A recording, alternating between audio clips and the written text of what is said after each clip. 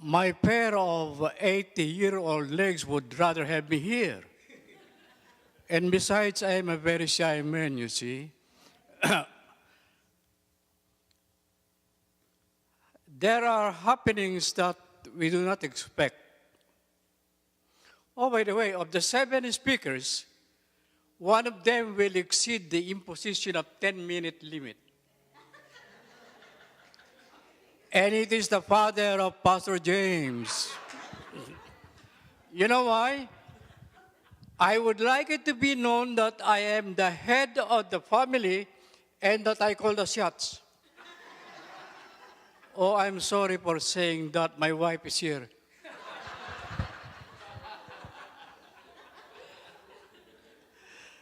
Well, yes, I said many unexpected things do happen lately. See? Just the other day, a ferry carrying almost 400 young people sank. And 10 days ago in Darrington, there was a mudslide killing almost 50 people by now, you see. And late this afternoon, I happened to be a recipient, not a victim though, of an unexpected happening.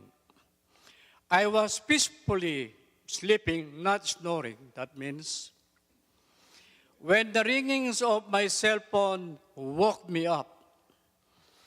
I said to myself, who could possibly be this pestering intruder? Waking me up from my sleep.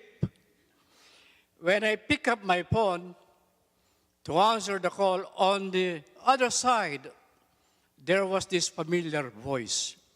And the voice said, Dad, did Brother Homer tell you that you're going to speak tonight? I said, no. Nobody told me about it. But you have to speak. Said, no, I said, no, I am going to pick up your mom from downtown and I would be much too late to attend the service. But he insisted. I don't know about American families or Latino families. In the Filipino family, you see, we just do not say no to our children, you see. So, here I am.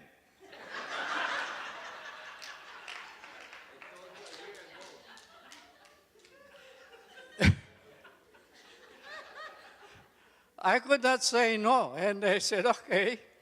And I told the better half, the boss actually, hurry up, I have to speak tonight.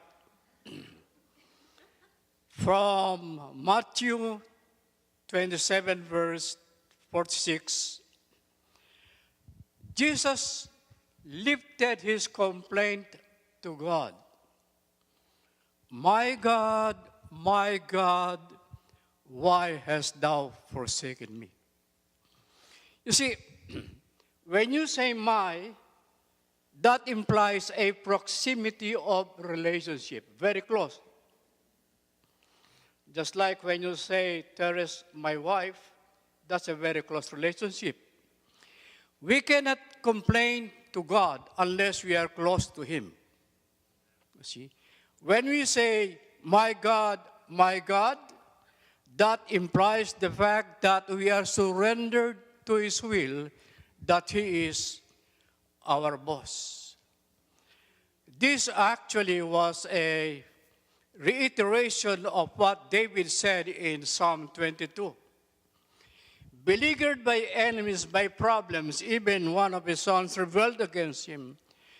He rose, he lifted his voice to God.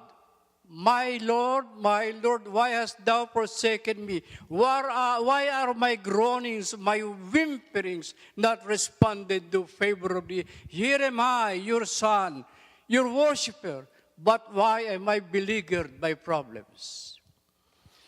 Charisma, if you have not made a complaint to God, that only means that you are really not walking with God. Because when you are close with somebody, that someone will inevitably cause you heartaches and pains. There is a saying that the one whom we love hurts us most. So here is Jesus, abandoned by his own father, derided by men. There was nobody actually beneath the cross but his mom. Only a woman was beneath the cross. Friends, when Jesus uttered these words, he was emphasizing the gravity of sin. When he was insulted by man, by humanity, when he was abandoned by even his followers and his disciples, those acts, those things corresponded to the gravity of our sin to God. The cross was an absolute necessity for the salvation of men. It was impossible for God to grant salvation without the cross. If there was any other way, God would have taken that way. You see, many a time we say nothing is impossible with God. That, of course, is not theologically and biblically correct. Because when we say of God being nothing impossible to him, we refer to him only as a power, exclusive of his other attributes like righteousness, holiness, and love. If God were only a power, he could altogether eliminate hell, just right now. But that would be contradictory to his character, to his holiness. The cross had to happen to satisfy the justice of God. See? God is not only love, God is also justice, a just God. What do I mean by this? You see, there must be someone who must atone for the sins of men. But men being just men cannot do that. It is impossible. We are not in equal level with God. For somebody to atone must be in equal level with him. Jesus came down from his ivory palaces to make that atonement, to make that a way by which we could be reconciled with God again.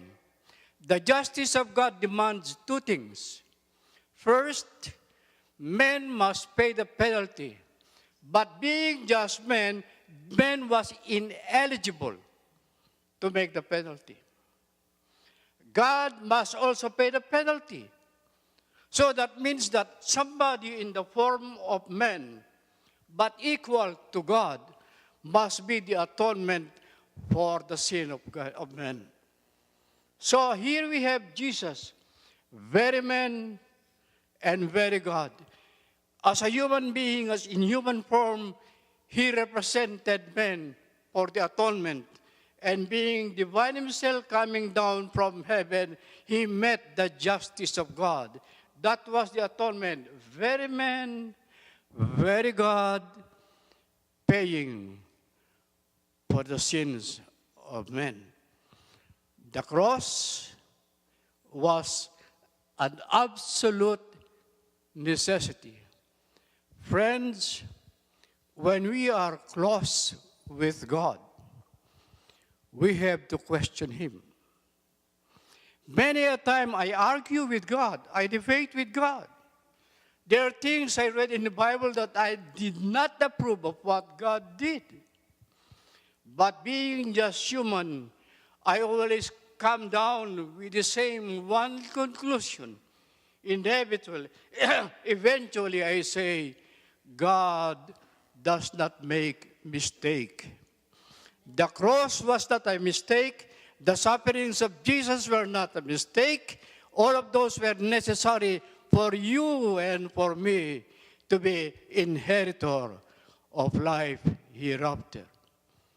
God, my God, why have you been so aloof from me? Because that aloofness, that distance, paved the way for men to be near to God.